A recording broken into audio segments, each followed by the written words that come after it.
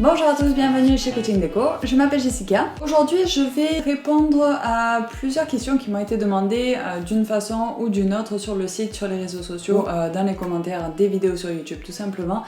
Vous aussi si vous avez des questions vous pouvez me les poser. Aujourd'hui le sujet qu'on va traiter du coup c'est comment habiller une fenêtre qui est placée de manière un peu délicate. Donc vous allez voir il y a 3 cas de figure, donc on va essayer de trouver une solution pour ces 3 cas de figure là. Avant de commencer, si ce n'est pas encore fait, pensez à vous abonner, à cliquer sur le groupe rouge et à déclencher la sonnette. Comme ça, vous serez au courant de toutes les vidéos et vous deviendrez vite un as de la déco. Allez, c'est parti avec les conseils. Le premier cas de figure, la fenêtre qui est un petit peu quichée dans un coin. Donc on a tous, je pense, à un moment ou à un autre, eu ce cas de figure chez nous ou bien chez un ami. C'est un petit peu compliqué d'habiller une fenêtre comme ça parce qu'elle est tout simplement, au lieu d'être en plein milieu du mur, elle est boum, dans un coin. Donc c'est souvent le cas dans les petits appartements ou dans les petites maisons, tout simplement pour pouvoir gagner de l'espace contre le mur pour pouvoir mettre votre canapé, meuble, etc. Donc c'est quelque chose d'assez commun et beaucoup de personnes m'ont posé cette question-là. Donc comment on va faire pour solutionner ce problème? Eh bien tout simplement, déjà on va se poser la question de la diffusion de la lumière dans la pièce. Étant donné que votre fenêtre est complètement contre le mur adjacent, eh bien ça bloque un petit peu l'entrée de la lumière. Donc déjà on va diffuser cette lumière grâce à un linge fin et blanc ou bien très clair, l'idéal c'est le blanc quand même, pour pouvoir diffuser cette lumière et éclairer naturellement votre pièce. Donc ce rideau là, préférez-le sur une tringle séparée du rideau que vous allez avoir en décoration et pour bloquer la lumière la nuit si vous préférez les rideaux occultants. Pour résumer, on va avoir 2 tringles, une petite derrière avec le rideau blanc et devant on va avoir une deuxième tringle. Donc cette deuxième tringle ça va permettre de mettre un autre rideau devant le rideau blanc, donc le rideau blanc lui va pendre tout simplement devant la fenêtre. Ça permet de diffuser un peu la lumière et puis d'agrandir visuellement la taille de cette fenêtre. Et puis devant sur la deuxième tringle vous allez rajouter un rideau, donc soit beaucoup plus foncé pour donner un petit peu de contraste. Attention, si votre pièce est petite, ne choisissez pas un linge trop épais, sinon ça va vraiment quicher l'espace, donner une impression d'espace confiné tout simplement. Donc préférez un linge assez léger quand même, légèrement plus épais que le linge blanc pour pouvoir donner ce petit contraste là et dire celui-là c'est pour diffuser, celui-là c'est pour bloquer. Et si c'est pour une chambre, bien sûr ça permettra de bloquer la lumière quand vous dormez. Comment est-ce qu'on va positionner ce rideau? Eh bien on peut pas mettre un rideau de chaque côté comme sur une fenêtre qui serait placée en plein milieu du mur. Alors c'est vrai que là ça permet d'avoir un canapé ou un meuble à côté, mais c'est vrai que pour le rideau du coup c'est pas très pratique. Alors tout simplement ce qu'on va faire, habituellement on a un rideau de chaque côté et 2 rideaux derrière pour diffuser la lumière. Donc les 2 rideaux blancs vous les conservez et les 2 rideaux que vous allez habituellement avoir un de chaque côté, et bien au lieu d'opter pour juste un rideau d'un côté, et bien rassemblez les 2 rideaux de ce côté là. Ça permet de donner un petit peu plus de volume à votre pièce et en les mettant archés contre le côté qui est libre, donc pas contre le mur mais de l'autre côté, et bien ça permet tout simplement d'agrandir visuellement la taille de votre fenêtre. Donc ça permet de l'habiller aussi.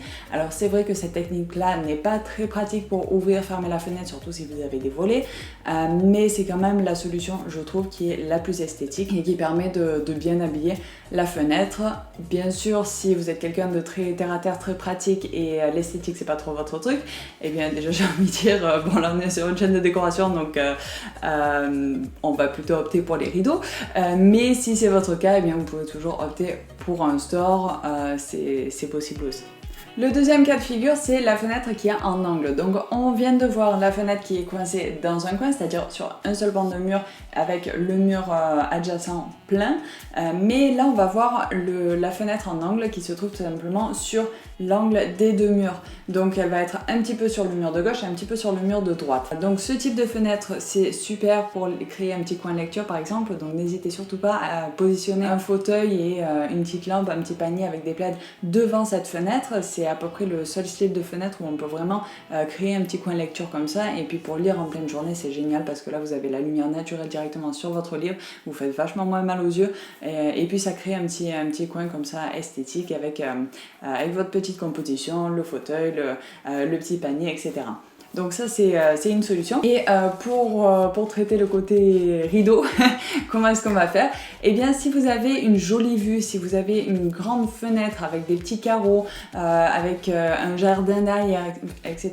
Donc à ce moment-là, laissez apparent votre fenêtre et placez simplement un rideau de chaque côté, sur rail de préférence pour pouvoir bien épouser la forme de votre fenêtre. Si c'est un arrondi ou si c'est un angle droit, eh bien le rail permet tout simplement d'épouser cette forme-là et de faire vraiment le tour plutôt que d'avoir une barre qui va couper le coin, qui ne serait pas très jolie, bien sûr.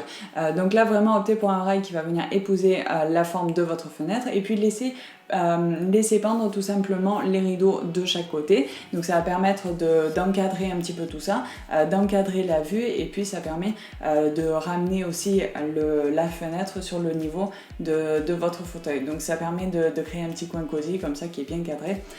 Donc voilà, pour moi ça c'est la meilleure solution. Maintenant si vous avez un obstacle derrière votre rideau, si vous avez le mur de chez le voisin par exemple ou bien la vue sur les poubelles, je sais pas, ça peut arriver, laissez quand même rentrer la lumière et puis on va se rabattre sur la solution 1, la solution de la première étape, avec un rideau très fin blanc pour diffuser la lumière, pour pas se priver tout simplement en ayant les rideaux fermés pour cacher cette vue un petit peu désagréable. Donc on va laisser rentrer la lumière mais quand même cacher le vis-à-vis ou cacher la vue qu'on pourrait avoir. Donc un rideau très fin blanc et puis conserver quand même le rideau, pardon, j'ai une petite notification, bref, donc un rideau de chaque côté pour encadrer votre petit coin lecture. Le troisième cas de figure, eh bien, c'est la fenêtre avec quelque chose en dessous. Si vous avez un obstacle sous votre fenêtre, c'est-à-dire, bon, radiateur exclu, hein, ça on verra dans une autre vidéo, mais en tout cas, si vous avez un meuble, un plan de travail, un bureau, etc. sous votre fenêtre, évitez les rideaux. Donc, enfin, c'est même pas éviter, ne mettez pas de rideau, je vous l'interdis.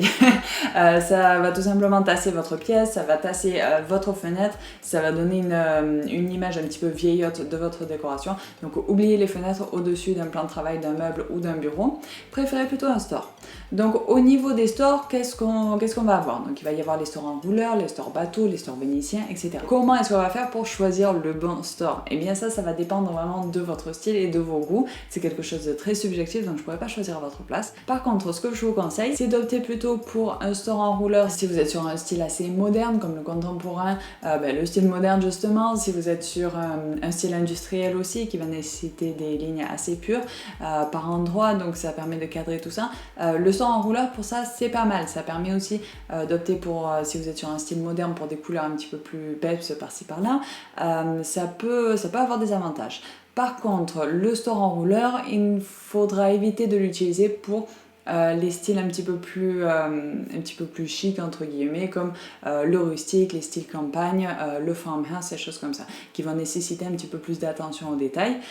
Et à ce moment-là, on va plutôt utiliser les stores bateaux. Donc les stores bateaux, c'est ceux qui vont venir s'envelopper comme ça et créer des petites vagues, qui vont donner quand même beaucoup plus de volume à votre fenêtre et qui vont permettre d'utiliser des tissus un petit peu plus qualitatifs. C'est pour ça qu'ils s'adaptent bien avec ce type de style-là. Donc de toute façon, aujourd'hui, on peut vraiment les personnaliser. Il y a plein de magasins, de sites qui proposent des stores personnalisés. Vous pouvez choisir la couleur déjà le type de textile, la couleur de votre textile, la couleur de la couture, si vous voulez rajouter une bande, etc.